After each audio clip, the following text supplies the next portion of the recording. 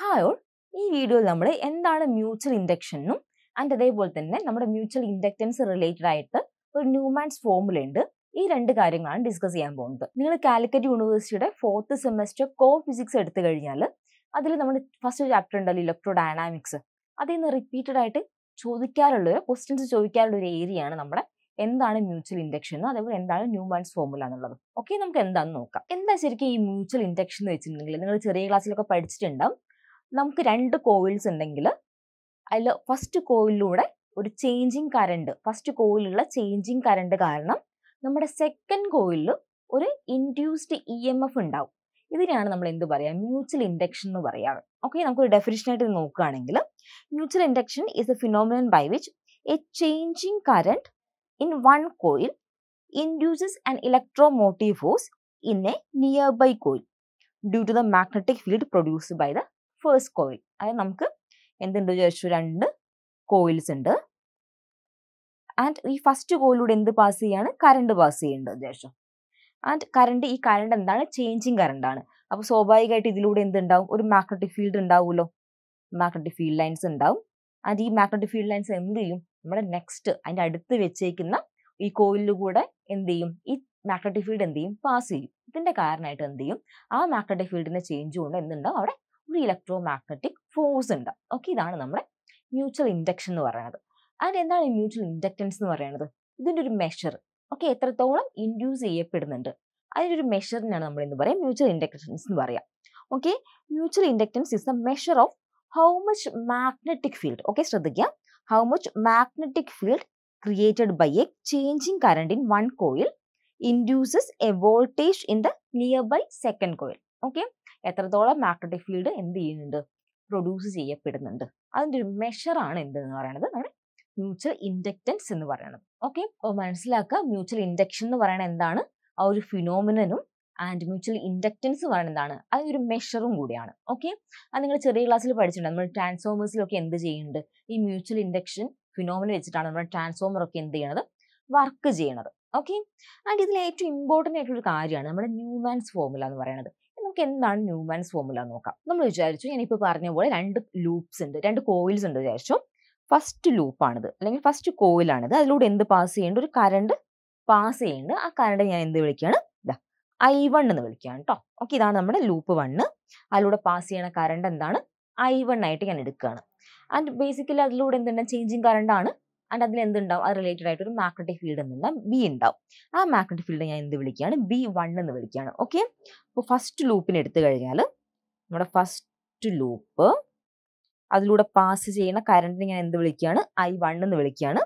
അത് റിലേറ്റഡ് ആയി ഉണ്ടാവുന്ന നമ്മുടെ മാഗ്നറ്റിക് ഫീൽഡ് അത് ഞാൻ എന്ത് വിളിക്കുകയാണ്, B1 എന്ന് വിളിക്കുകയാണ്. ഓക്കെ, ആൻഡ് ഈ B1 എന്തിലൂടെ കൂടെ പാസ് ചെയ്യും, നമ്മുടെ മേലെ വെച്ചേക്കുന്ന ഈ ലൂപ്പ്, നമ്മുടെ ലൂപ്പ് 2 കൂടെ എന്ത് പാസ് ചെയ്യും, നമ്മുടെ ഈ B1 എന്ത് ചെയ്യുന്നുണ്ട്, പാസ് ചെയ്യുന്നുണ്ട്. ഓക്കെ, അപ്പോൾ നമ്മുടെ സെക്കൻഡ് ലൂപ്പ് എടുത്തു കഴിഞ്ഞാൽ അതിലൂടെ പാസ് ചെയ്യണ മാഗ്നറ്റിക് ഫീൽഡ് ആരാണ്, അപ്പോൾ നമ്മുടെ സെക്കൻഡ് ലൂപ്പിൽ അതിലൂടെ പാസ് ചെയ്യണം മാഗ്നറ്റിക് ഫീൽഡ് എന്ന് പറയുന്നത് എന്താണ്, B1 തന്നെയാണ്. അതിലൂടെ കറണ്ട് പാസ് ചെയ്യുന്നുണ്ടോ, ഇല്ല, കറണ്ട് പാസ് ചെയ്യുന്നില്ല. ജസ്റ്റ് എന്താണ്, ലൂപ്പ് 1 കൊണ്ട് ഉണ്ടാവുന്ന മാഗ്നറ്റിക് ഫീൽഡാണ് ഇതിലൂടെ പാസ് ചെയ്യണത്. ഓക്കെ, അത് ഞാൻ എന്ത് ചെയ്യാൻ പോവാണ്, ഈ B1 കൊണ്ട് നമ്മുടെ ലൂപ്പ് 2 എന്തുണ്ടാവും, ഒരു മാഗ്നറ്റിക് ഫ്ലക്സ് ഉണ്ടാവുമല്ലോ ഇല്ലേ. ഓക്കെ, ആ ഫ്ലക്സിനെ ഞാൻ എന്ത് വിളിക്കുകയാണ്, Φ2 എന്ന് വിളിക്കുകയാണ്.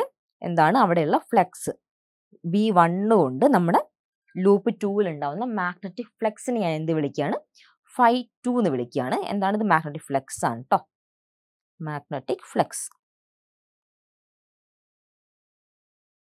അതിങ്ങനെ എന്ത് ചെയ്യാൻ പോവാണ്, ഇനി എനിക്ക് B1 കണ്ടുപിടിക്കാം. എനിക്ക് ഓൾറെഡി കറണ്ട് അറിയാം. സോ എനിക്ക് എന്ത് ചെയ്യാം, B1 കണ്ടുപിടിക്കാം. ഏത് ലോ ഉപയോഗിച്ചിട്ട്, നമ്മുടെ ബയോട്ട്-സവാർട്ട്സ് ലോ ഉപയോഗിച്ചിട്ട് എനിക്ക് എന്ത് ചെയ്യാം, ഈ B1 കാൽക്കുലേറ്റ് ചെയ്യാം. ദെൻ എൻ്റെ B1 എന്താ അവിടെ വരിക, നമ്മുടെ ഇക്വേഷൻ എന്തായിരുന്നു, B1 = μ0/4π, μ0/4π ഇൻറ്റു എന്തായാലും നമുക്ക് എഴുതാൻ പറ്റുക, I1 അതിലൂടെ പാസ് ചെയ്യുന്ന കറണ്ട് എന്താണ്, I1 കറണ്ടാണല്ലോ പാസ് ചെയ്യുന്നത്, I1 into DL cross R³ divide by എന്ത് എഴുതാം, R² എന്ന് എഴുതാം. ഓക്കെ, ആൻഡ് ഇതെന്താണ് നമ്മുടെ ക്ലോസ്ഡ് ലൈൻ ഇൻറ്റഗ്രൽ ആയിട്ട് എഴുതാം. ഓക്കെ, എന്താണ് നമ്മുടെ ഒരു ചെറിയ കഷ്ണം, ആ ലൂപ്പിൻ്റെ ഒരു ചെറിയ കഷ്ണം ഞാൻ കൺസിഡർ ചെയ്യുകയാണ്. അങ്ങനെയാണെങ്കിൽ എൻ്റെ B1 എനിക്ക് എങ്ങനെ എഴുതാം, DL, ആൻഡ് DL ഞാൻ എന്ത് വിളിക്കാം, DL1 എന്ന് വിളിക്കാം കേട്ടോ. എന്താണ്, ലൂപ്പ് 1 എന്നാണ് എടുക്കുന്നത്. അപ്പോൾ എന്ത് വരാം, DL1 എന്ന് എടുക്കാം. ഈ ഒരു പോർഷൻ നിങ്ങൾ ആലോചിച്ചാൽ മതി, ഈ DL1. ഓക്കെ, ഇതാണ് എൻ്റെ മാഗ്നറ്റിക് ഫീൽഡ് എന്ന് പറയുന്നത്. ആൻഡ് ഇതുകൊണ്ട് ഉണ്ടാകുന്ന മാഗ്നറ്റിക് ഫ്ലക്സ് കാണാം, φ2 കാണാമെങ്കിൽ. φ2 എങ്ങനെയാണോ കാണുക, എൻ്റെ φ2 വിൽ ബി ഈക്വൽ ടു, φ2 എന്താണ്, φ എന്തായിരുന്നു ശരിക്കും, B.DA ആണല്ലോ അല്ലേ. നമ്മുടെ ഫ്ലക്സിൻ്റെ ഇക്വേഷൻ എന്താണ് ശരിക്കും നമ്മുടെ ഫ്ലക്സ് φ എന്ന് വെച്ചാൽ എന്തായിരുന്നോ, B.DA അല്ലെങ്കിൽ ഇൻറ്റഗ്രൽ B.DA എന്ന് പറയാം നമുക്ക്. ഇവിടെ എനിക്ക് φ2 ആണ് കണ്ടുപിടിക്കേണ്ടത്. സോ എൻ്റെ φ2 will be equal to integral, എന്താണ് അവിടുത്തെ മാഗ്നറ്റിക് ഫീൽഡ് എന്ന് പറയുന്നത്, B1 ആണ് എൻ്റെ മാഗ്നറ്റിക് ഫീൽഡ്. ആൻഡ് എൻ്റെ ഏരിയ വെക്ടർ എന്താ, DA2 ആണ് കേട്ടോ. എന്താണ്, DA2 ആണ്. അത് ശ്രദ്ധിക്കുക നിങ്ങൾ, DA1 അല്ല. കാരണം എന്താണ്, ഇതാണല്ലോ നമ്മുടെ ഏരിയ, ഈ ഏരിയയിൽ കൂടെ അല്ലേ പാസ് ചെയ്തു പോണത്. അപ്പോൾ ഞാൻ എന്ത് വിളിക്കാം, DA2 എന്ന് വിളിക്കാം. ഒരു എലമെന്റൽ ഏരിയ DA2 എന്ന് വിളിക്കുകയാണ്. ഓക്കെ, ദെൻ നമുക്ക് നമ്മുടെ φ2 എങ്ങനെ എഴുതാം. നമ്മുടെ φ2 ഈക്വൽ ടു ഞാൻ എന്ത് എഴുതാൻ പോവാ, ഒരു കോൺസ്റ്റന്റ് ഇൻറ്റു നമ്മുടെ കറണ്ട്. ആ രീതിയിൽ എന്ത് ചെയ്യാൻ പോവാണ്, ഞാൻ എഴുതാൻ പോവാണ്. എന്താണ്, M21 ഇൻറ്റു I1 ഞാൻ എന്ത് ചെയ്യാൻ പോവാണ്, നമ്മുടെ നേരത്തെ നമുക്ക് കിട്ടിയിട്ടുള്ള ഇൻ്റഗ്രേഷൻ ഞാൻ മാറ്റി എഴുതാം. കാരണം എന്താ, അവിടെ I1 എന്താണ്, I1 ആണ് അവിടെ കോൺസ്റ്റന്റ് ആയിട്ട് നിൽക്കുന്ന ആള്. ബാക്കിയൊക്കെ എന്താണ്, ചേഞ്ചിങ് ആണ്. സോ എനിക്ക് എന്ത് ചെയ്യാൻ പറ്റും, ബാക്കിയുള്ള ആൾക്കാരും ഞാൻ ഒരുമിച്ച് M21 എന്ന് എഴുതുകയാണ്. ആൻഡ് അതിൽ ഉള്ള I1 ഞാൻ എന്ത് ചെയ്യണം, അവിടെ തന്നെ വെക്കുക. ഓക്കെ, അതെനിക്ക് എന്ത് എഴുതാൻ പറ്റും, φ2 equal to M21 into I1 എന്ന് എഴുതാൻ പറ്റും. ഈ M21 ആണ് നമ്മുടെ എന്തെന്ന് പറയുന്നത്, മ്യൂച്വൽ ഇൻഡക്റ്റൻസ് എന്ന് പറയുന്ന ക്വാണ്ടിറ്റി. M21 എന്താണ്, ഈ M21 ആണ് എൻ്റെ മ്യൂച്വൽ ഇൻഡക്റ്റൻസ് എന്ന് പറയുന്ന ആള്. എനിക്ക് എന്താ കാണേണ്ടത്, ഈ മ്യൂച്വൽ ഇൻഡക്റ്റൻസ് ആണല്ലോ കാണേണ്ടത് ശരിക്കും അല്ലേ. സോ ഞാൻ എന്ത് ചെയ്യാൻ പോവാണ്, നേരത്തെ ഉണ്ടായിരുന്നു നമ്മുടെ ഈ ഇക്വേഷൻ ഉണ്ടല്ലോ, ഞാൻ ഈ ഇക്വേഷൻ എന്ത് വിളിക്കുകയാണ്, ഈ ഇക്വേഷൻ ഞാൻ 1 എന്നും ഈ ഇക്വേഷൻ 2 എന്നും ഈ ഇക്വേഷൻ ഞാൻ 3 എന്നും വിളിക്കുകയെന്ന് വെച്ചു. എൻ്റെ ഈ ഇക്വേഷൻ 2നെ ഞാൻ എന്ത് ചെയ്യാൻ പോവാണ്, മാറ്റി ഒന്ന് എഴുതാൻ പോവാണ്. എങ്ങനെയാണ് മാറ്റി എഴുതുന്നത് വെച്ചിട്ടുണ്ടെങ്കിൽ, എനിക്ക് എന്താ അറിയാം, എൻ്റെ നമ്മുടെ മാഗ്നറ്റിക് ഫീൽഡ് എനിക്ക് എന്ത് ചെയ്യാം, വെക്റ്റർ പൊട്ടൻഷ്യലിൻ്റെ രീതിയിൽ എഴുതാൻ പറ്റുമല്ലോ. B ഈക്വൽ ടു എങ്ങനെ എഴുതായിരുന്നു, എനിക്ക് ഡെൽ ക്രോസ് A എന്ന് എഴുതാൻ പറ്റുമല്ലോ അല്ലേ. B equal to del cross A എന്ന് എഴുതാൻ പറ്റും. ഞാൻ ഈ ഒരു കാര്യം എന്ത് ചെയ്യാണ്, ആ ഇൻ്റഗ്രേഷനിലേക്ക് അല്ലെങ്കിൽ ആ ഇക്വേഷനിലേക്ക് എന്ത് ചെയ്യാണ്, അപ്ലൈ ചെയ്യാണ്. അങ്ങനെ അപ്ലൈ ചെയ്ത് കഴിഞ്ഞാൽ എൻ്റെ ഇക്വേഷൻ φ2ൻ്റെ equation will be φ2 equal to integral നമ്മുടെ B1.DA2, അതിൽ B1 എന്ന് പറഞ്ഞാൽ ഞാൻ എന്ത് എഴുതാൻ പോവാണ്, ഡെൽ ക്രോസ് A1 എന്ന് എഴുതാൻ പോവാ. ഓക്കെ, ഡോട്ട് എനിക്ക് എന്ത് എഴുതാം, DA2 എന്ന് എഴുതാം അല്ലേ. ഇങ്ങനെ എഴുതാം. അത് നോക്കി, ഡെൽ ക്രോസ് A1.DA2 ഇതിൽ എനിക്ക് എന്ത് യൂസ് ചെയ്യാം, ഇവിടെ എനിക്ക് സ്റ്റോക്സ് തിയറം യൂസ് ചെയ്യാമല്ലോ.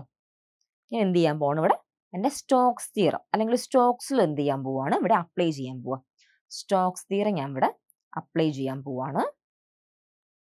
ആ സ്റ്റോക്സ് തിയറം അപ്ലൈ ചെയ്ത് കഴിഞ്ഞാൽ നമുക്ക് എന്താ വരിക, എന്തായിരുന്നു നമ്മുടെ സ്റ്റോക്സ് ലോ എന്ന് പറയുന്നത്, നമുക്കൊരു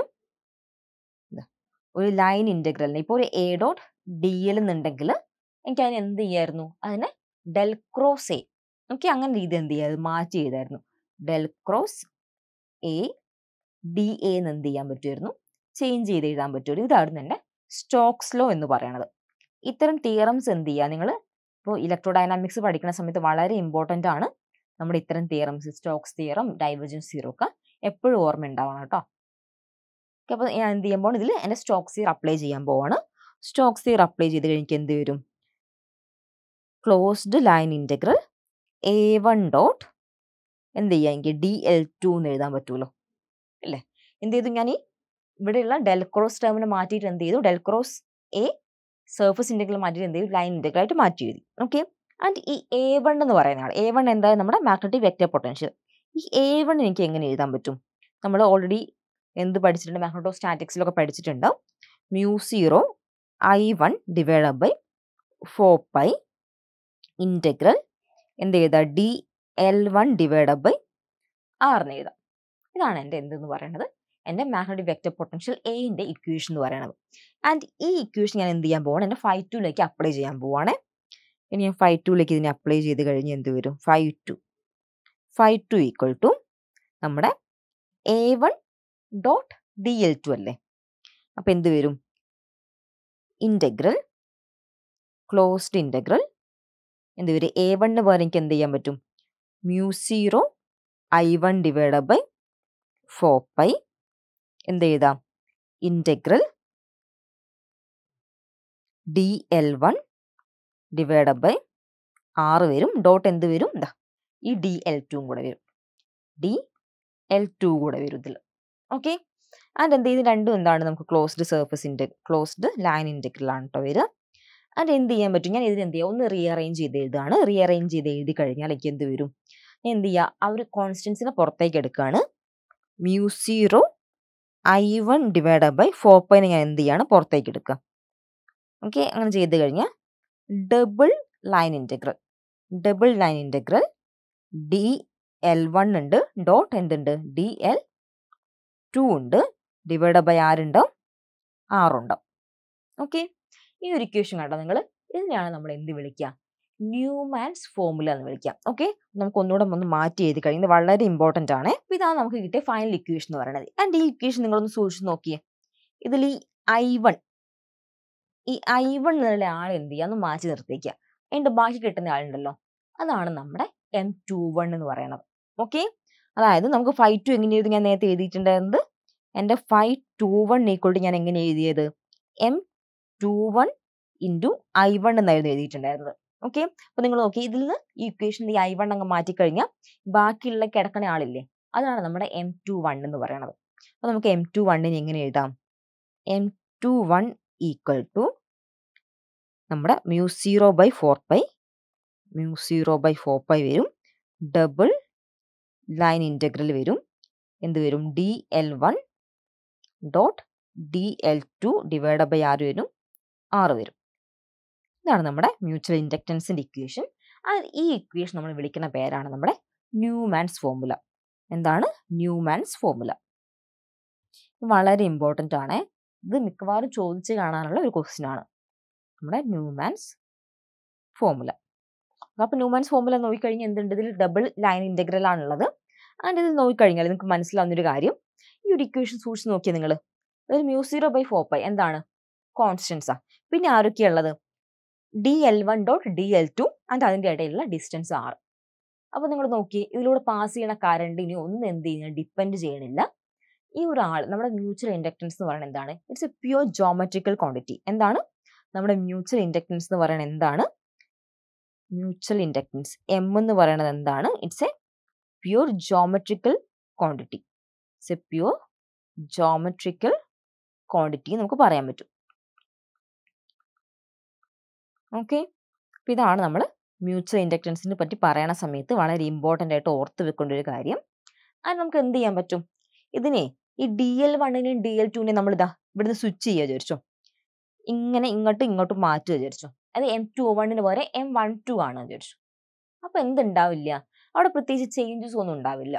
ഓക്കെ, അപ്പോൾ ശരിക്കും നമുക്ക് ഇത് അങ്ങോട്ടും സ്വിച്ച് ചെയ്ത് കഴിഞ്ഞാലും നമ്മുടെ M21 എന്ന് പറയുന്ന ആൾ, നമ്മുടെ M21 എന്ന് പറയുന്ന ആളിന് M12 എന്ന് പറയുന്നത് എന്തായിരിക്കും, ഈക്വൽ ആയിരിക്കും. അതായത് നമ്മൾ നമ്മുടെ ലൂപ്സ് അങ്ങോട്ടും ഇങ്ങോട്ടും സ്വിച്ച് ചെയ്ത് കഴിഞ്ഞാലും എന്തുണ്ടാവില്ല, അവിടെ പ്രത്യേകിച്ച് ചേഞ്ചസ് ഒന്നും ആ പെർട്ടിക്കുലർ വാല്യൂവിൽ ഉണ്ടാവില്ല. ഓക്കെ, ആൻഡ് അതുകൊണ്ട് നമ്മൾ എന്ത് ചെയ്യാണ്, ഈ M1 M2 ഈക്വൽ ടു എന്ത് എഴുതാൻ പോവുകയാണ്, M എന്ന് എഴുതാൻ പോവുകയാണ്. അപ്പോൾ എന്തായി, നമ്മുടെ മ്യൂച്വൽ ഇൻഡക്റ്റൻസ് ഡിപ്പെൻഡ് ചെയ്യുന്ന ആൾക്കാർ, it's A geometrical quantity and നമ്മുടെ ലൂപ്പിന്റെ ലെങ്ത് ആൻഡ് ഇടയിലുള്ള ഡിസ്റ്റൻസ്, ഇതിനെ മാത്രമേ എന്ത് ചെയ്യുന്നുള്ളൂ, ഡിപ്പെൻഡ് ചെയ്യുന്നുള്ളൂ. ഓക്കെ, അപ്പോൾ നിങ്ങൾ നോക്കിയേ, നമുക്ക് 2 ലൂപ്സ് ഉണ്ട് വിചാരിച്ചോ, ഞാൻ എന്ത് ചെയ്യാണ്, ലൂപ്പ് 1 എന്ത് ചെയ്തു, കറണ്ട് പോയി. നമ്മുടെ ലൂപ്പ് 1 ഞാൻ എന്ത് ചെയ്യാണ്, ആദ്യം ഒരു I കറണ്ട് എന്ത് ചെയ്യാണ്, പാസ് ചെയ്യിക്കുകയാണ്, അല്ലെങ്കിൽ I1 കറണ്ട് എന്ത് ചെയ്യാണ്, അല്ല I കറണ്ട് പാസ് ചെയ്യിക്കുകയാണ്. ഇത് റിലേറ്റഡ് ആയിട്ട് ഇവിടെ എന്തുണ്ടാവും, നമുക്കൊരു മ്യൂച്വൽ ഇൻഡക്റ്റൻസ് M21 ഉണ്ടായി വിചാരിച്ചു. ഓക്കെ, നേരെ ഓപ്പോസിറ്റ് ആയിട്ട് ഞാൻ എന്ത് ചെയ്യാണ്, ഈ സെയിം സിറ്റുവേഷൻ എന്താണ്, റിവേഴ്സ് ചെയ്യാണ്. അപ്പോൾ ഇതിലൂടെ ഞാൻ പാസ് ചെയ്യുകയാണ് I, ആൻഡ് ഇത് റിലേറ്റഡ് ആയിട്ട് ഇവിടെ ഉണ്ടാവുന്ന ആളെ എനിക്ക് എന്ത് വിളിക്കാം, M12 എന്ന് വിളിക്കാമല്ലോ. അപ്പോൾ സെയിം കറണ്ടാണ് പാസ് ചെയ്യണമെങ്കിൽ അത് ഉണ്ടാവുന്ന മ്യൂച്വൽ ഇൻഡക്റ്റൻസ് എന്തായിരിക്കും, സെയിം തന്നെയായിരിക്കും. സോ അതുകൊണ്ടാണ് നമ്മൾ എന്ത് ചെയ്യണത്, ഞാൻ ഇവിടുത്തെ സബ്സ്ക്രിപ്റ്റ് എന്ത് ചെയ്തിട്ട് ഒമിറ്റ് ചെയ്തിട്ട് M എന്ന് എഴുതിയിട്ടുള്ളത്.